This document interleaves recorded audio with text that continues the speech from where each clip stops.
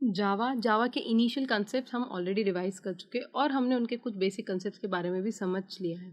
अब हमारा basic programming को स्टार्ट करते हैं, या कहते हैं हमारा जो मेन पार्ट है उसके स्टार्ट करते हैं। तो जो फर्स्ट टॉपिक होता है वो होता है class. So hello everybody, welcome to WS cube tech. आज जो हमारा लेक्चर का मेन कंसेप्ट रहेगा वो क्लास और उससे रिलेटेड जो भी हमारी चीज़ें होती है, जैसे आप उसके ऑब्जेक्ट्स की बात कर सकते हैं। तो पहले क्लास की बात कर लेते हैं। क्लास क्या है? क्लास की बात करेंगे उससे पहले एक बार क्विक रिवीजन करेंगे कि हमारे पास जो ऊप्स के फंडामेंटल कंसेप्ट्स होते हैं वो क्या होते हैं। हमारे पास पॉलीमॉर्फिज्म होता है। पॉलीमॉर्फिज्म का नाम मतलब एक नाम उसके कहीं काम। जैसे name a function can be like area, तो वो area as per the parameters आप उसको जो भी प्रोवाइड करेंगे, हो सकता है वो एरिया सिर्फ एक वैल्यू प्रोवाइड करेंगे तो सर्कल का एरिया निकालेगा, दो वैल्यूज प्रोवाइड करेंगे तो स्क्वायर का निकालेगा, तीन वैल्यूज प्रोवाइड कराएंगे तो वो may be it's could be a side of a triangle, कुछ भी आप कैसे भी उस पर्टिकुलर चीज़ को यूज़ कर सकते हैं, लेकिन उसका जो मेन फंक्शन का नाम रहेगा वो रहेगा एरिया। सिमिलरली इसको हम पॉलीमॉर्फिज्म कहते हैं, यानी one name many forms.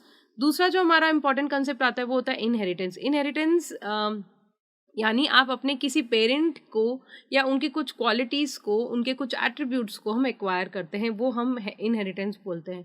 Similar inheritance हम हमारे प्रोग्रामिंग में भी ऑब्जर्व करेंगे। जैसे आपके पास लेट्स सपोज एक कार है, तो उस कार के कुछ एट्रीब्यूट्स होंगे, तभी आप फिर से एक क्लास बनाते हो। लेट्स सपोज वो क्लास हो जाएगी एक एसयूवी, तो एसयूवी के पास कुछ प्रॉपर्टीज़ वो कार से एक्वायर करेगा, जो बेसिक प्रॉपर्टीज़ होती है, maybe the number of tyres, जो आपके बेसिक प्रॉपर्टीज़ या एट्रीब्यूट्स होंगे कार के।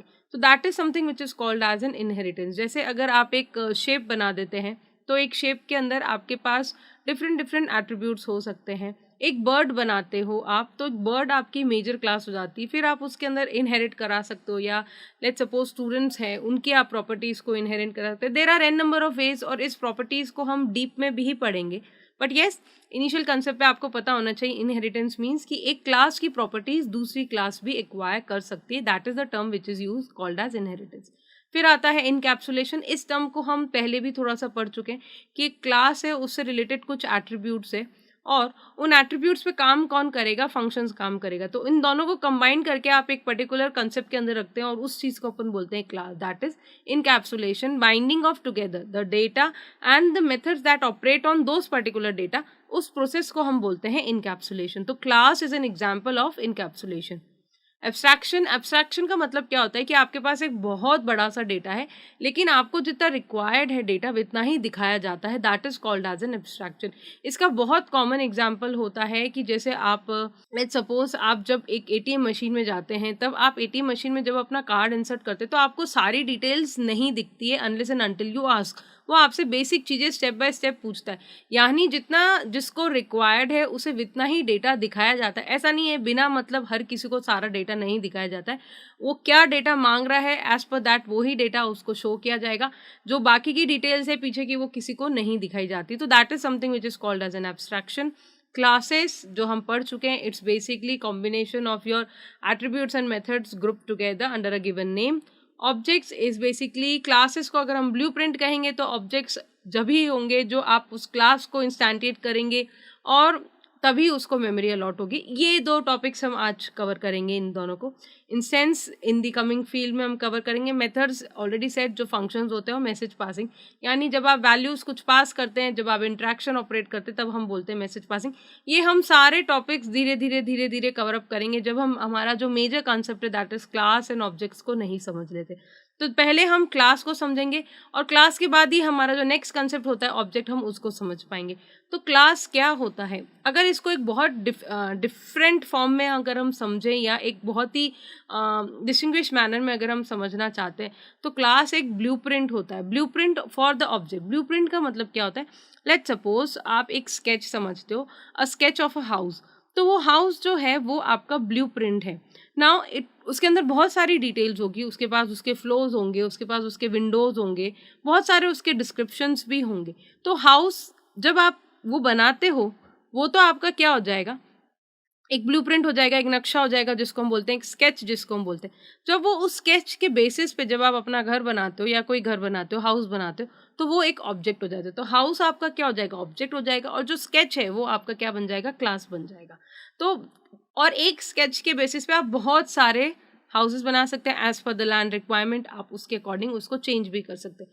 तो अगर मैं क्लास के डिस्क्रिप्शन में जाती हूँ तो क्लास क्या होती है, class is basically a blueprint जिसके अंदर आप डिफरेंट डिफरेंट एट्रीब्यूट्स और उन एट्रीब्यूट्स पे परफॉर्म करने वाले फंक्शंस को आप एक साथ रख सकते हैं। अब इस क्लास को हम बनाते कैसे हैं, एक बार वो क्विकली देख लेते हैं। एक सिंपलेस्ट मेथड मैं सबलाइम टेक्स्ट का यूज़ कर रही हूँ यहाँ पे।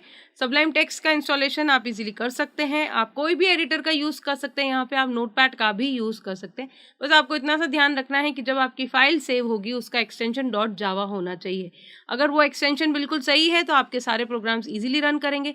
जहाँ आपके एक्सटेंशन में प्रॉब्लम आएगी, कई बार क्या होता है कि जब स्टूडेंट्स उसको सेव करते हैं तो डॉट जावा डॉट टी के नाम से सेव हो जाता है, तो वो आपकी जावा फाइल नहीं होती, वो आपकी end of the day .txt file होती, तो वो रन नहीं होती। तो इस चीज़ का आपको सबसे ज़्यादा ध्यान रखना है कि जो भी आप फाइल सेव कर रहे हैं वो डॉट जावा से सेव होगी।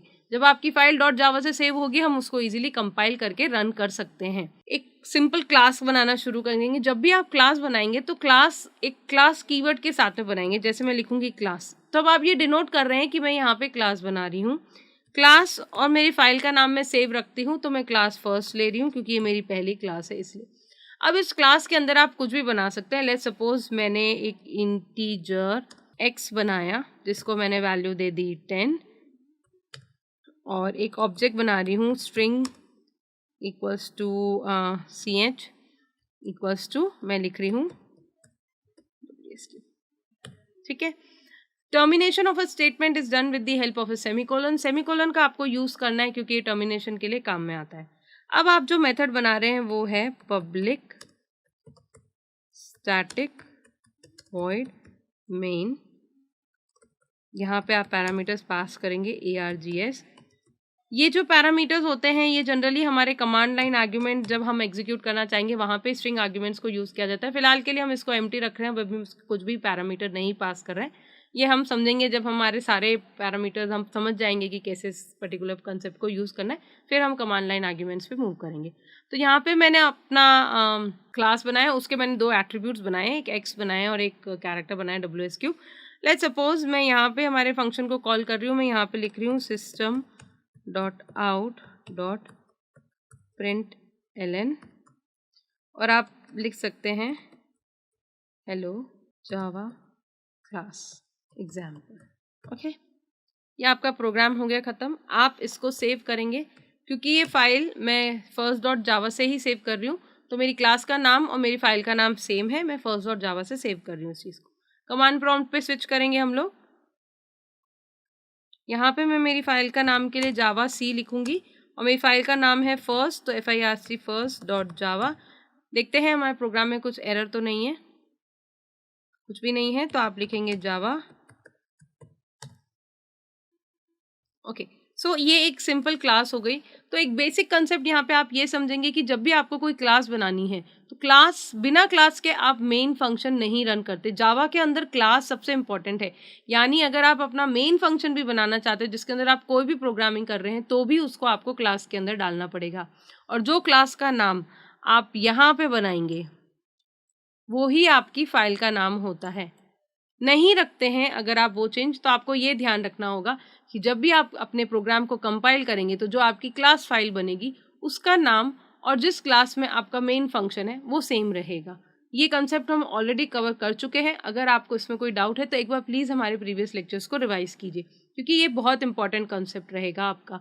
ये आपको हमेशा याद रखना है, जो भी आपका क्लास का नाम होगा वो नाम और जिस आपके प्रोग्राम के अंदर जिस क्लास के अंदर आपका मेन फंक्शन बिलोंग करता है वो दोनों सेम होंगे। ये एक बहुत ही इंपॉर्टेंट कंसेप्ट है। तो यहाँ पे हमने क्लास को बनाना कैसे बनाते हैं हमने वो एक कंसेप्ट सीखा। क्लास कीवर्ड के साथ हम बनाएंगे, आप उसके अंदर जितने मेथड्स ऐड करना चाहते हैं आप उन मेथड्स को यूज़ कर सकते हैं।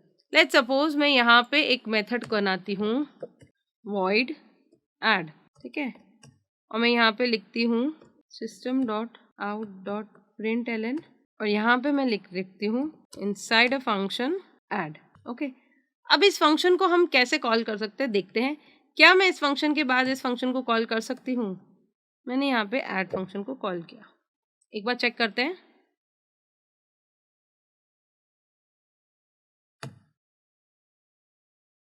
Error, non static methods add cannot be reference from static constraint, this is an error.